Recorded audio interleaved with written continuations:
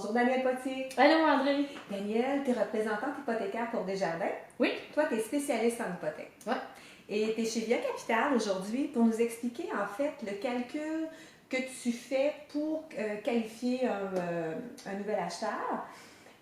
Puis ton calcul va nous permettre de voir qu'il n'y a pas un si gros impact depuis la nouvelle règle du gouvernement qui est passée le 17 octobre dernier. Non, absolument. C'est vraiment de démystifier ça, que à peu près, ça touche à peu près à 1% des gens la nouvelle règle. Donc c'est pas très alarmant. C'est pas beaucoup alarmant. Non, ok, parfait. Fait que je te montre ça.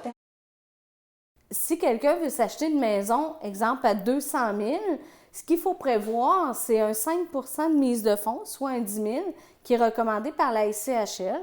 Donc, ça fait 190 000.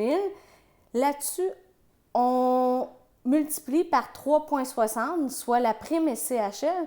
Donc, ça vous fait un financement de 196 840. Ce qu'il ne faut pas oublier, en fait, c'est qu'au niveau de la SCHL, le maximum de ratio d'endettement est de 42 %. J'ai un scénario avant le 17 octobre et j'ai un scénario après le 17 octobre. Donc, ce qu'on rentre, c'est vos dépenses. Au niveau de vos dépenses, ce qu'il faut calculer, c'est un paiement hypothécaire.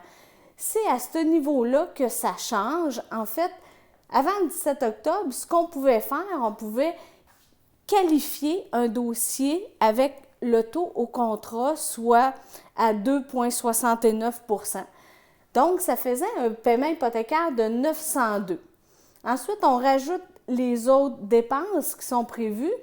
Donc, votre paiement auto, carte de crédit, Hydro-Québec, taxes municipales et scolaires, ce qui fait un total de dépenses de 1832.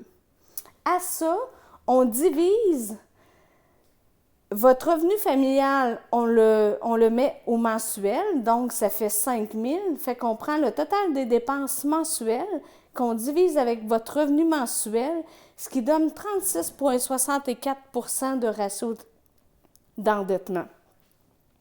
Donc, 36,64 de ratio d'endettement, il n'y a aucun problème, on peut passer avec la SCHL.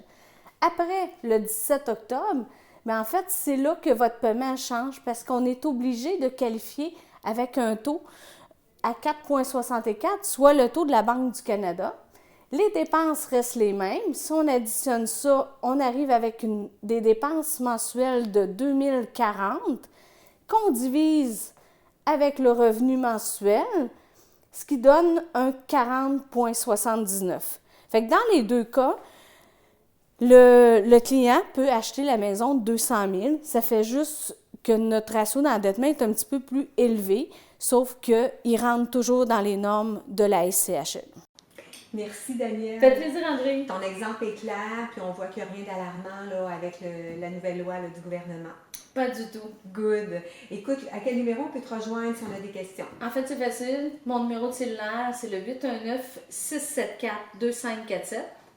Donc, il n'y a aucun problème. Si vous avez des questions, vous pouvez me téléphoner. Merci beaucoup d'être Ça me venue. fait plaisir. Merci.